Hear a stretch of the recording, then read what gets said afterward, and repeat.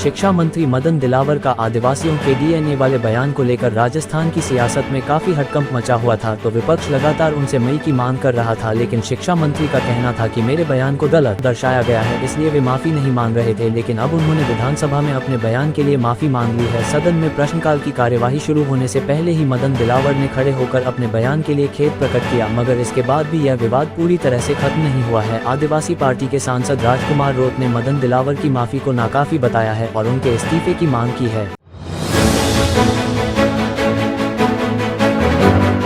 शिक्षा मंत्री मदन दिलावर का आदिवासियों के डीएनए वाले बयान को लेकर राजस्थान की सियासत में काफी हड़कंप मचा हुआ था। तो विपक्ष लगातार उनसे मई की मांग कर रहा था, लेकिन शिक्षा मंत्री का कहना था कि मेरे बयान को गलत दर्शाया गया है, इसलिए वे माफी नहीं मांग रहे थे। लेकिन अब उन्होंने विधानसभा में अपने बयान के लिए माफी मांग ली है। सदन में प्रश्नकाल की कार्यवाही शुरू होने से पहले ही मदन दिलावर ने खड़े होकर अपने बयान के लिए खेद प्रकट किया, मगर इसके बाद भी यह विवाद पूरी तरह से खत्म नहीं हुआ है। आदिवासी पार्टी के सांसद राजकुमार रोत ने मदन दिलावर की माफी को नाकाफी बताया है और उनके इस्तीफे की मांग की है।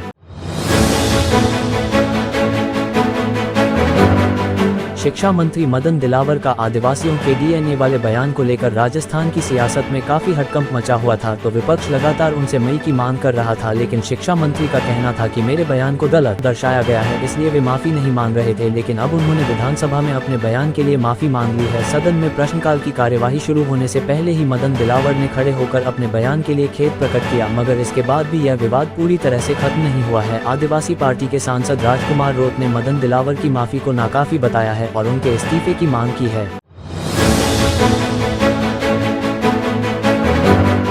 शिक्षा मंत्री मदन दिलावर का आदिवासियों के डीएनए वाले बयान को लेकर राजस्थान की सियासत में काफी हड़कंप मचा हुआ था। तो विपक्ष लगातार उनसे मई की मांग कर रहा था, लेकिन शिक्षा मंत्री का कहना था कि मेरे बयान को गलत दर्शाया गया है, इसलिए वे माफी नहीं मांग रहे थे। लेकिन अब उन्होंने विधानसभा में अपने बयान के लिए माफी मांग ली है। सदन में प्रश्नकाल की कार्यवाही शुरू होने से पहले ही मदन दिलावर ने खड़े होकर अपने बयान के लिए खेद प्रकट किया, मगर इसके बाद भी यह विवाद पूरी तरह से खत्म नहीं हुआ है। आदिवासी पार्टी के सांसद राजकुमार रोत ने मदन दिलावर की माफी को नाकाफी बताया है और उनके इस्तीफे की मांग की है।